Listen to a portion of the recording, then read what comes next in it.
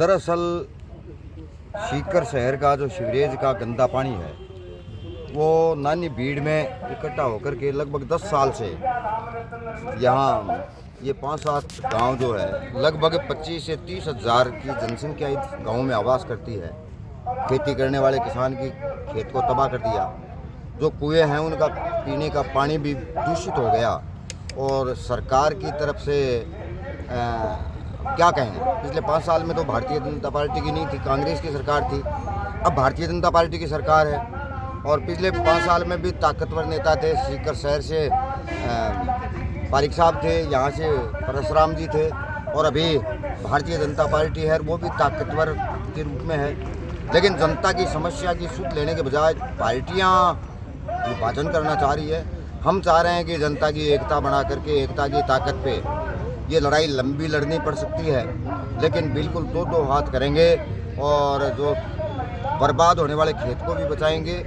खेतों में जो कुएं हैं जिनका पानी दूषित हो रहा है उसको भी बचाने का काम करेंगे। लंबी लड़ाई लड़ेंगे, सरकार से दो हाथ करने का काम करेंगे।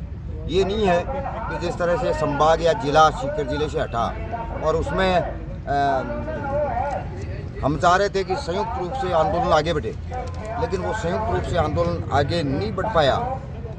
वो एक जुदा बात है। लेकिन इस पानी के सवाल को लेकर के आर पार की लड़ाई लड़ेंगे, चाहे कुछ भी करना पड़े, चाहे केस मुकदमे लगना पड़े और चाहे कुर्बानियाँ देनी पड़े। इस पानी की लड़ाई को अंजाम तक पहुँचाने का काम करेगी अखिल भारतीय किसान सभा। बड़ाडर गांव के लोगों का यहाँ पूरा समर्थन है। पिछले 6 महीने से लगातार यहाँ पानी आ रहा है और शहर का गंदा पानी आ रहा है। और शहर के अंदर जो सरकार है, जो जीवन का उस सरकार का मुखिया है वो कांग्रेस की सरकार है और वहाँ का एमएलए है वो कांग्रेस का है। उसने बार बार पिछले 30 साल से यहाँ पे पानी की समस्या थी, उसको रोका नहीं। वहाँ पहले नानी गाँव प्रभावित हुआ, उसके वहाँ ढाका रानी हुआ, सबड़परा हुआ, फिर पुरा की रानी हुआ और बड़ाडर हो गया। पहले यहाँ सरकार कांग्रेस की थी, उसने भी कुछ नहीं किया।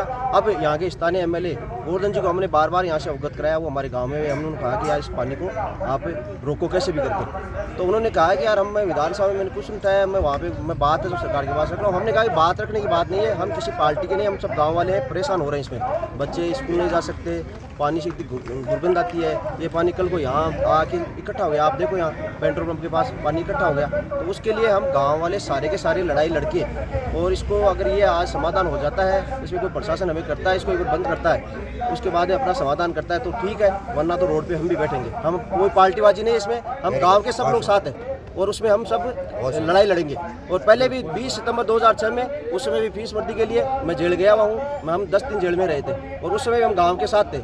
हमने आज तक जो समस्या होती है उन्हें पार्टीबाजी नहीं देखते, हम लड़ाई लड़ते हैं। इसलिए हम इस लड़ाई में साथ हैं और इसी लड़ाई पूरी लड़ेंगे और रोड पे बैठ के लड़ेंगे। नाम बता दो। महेश बगड़िया, बड़ा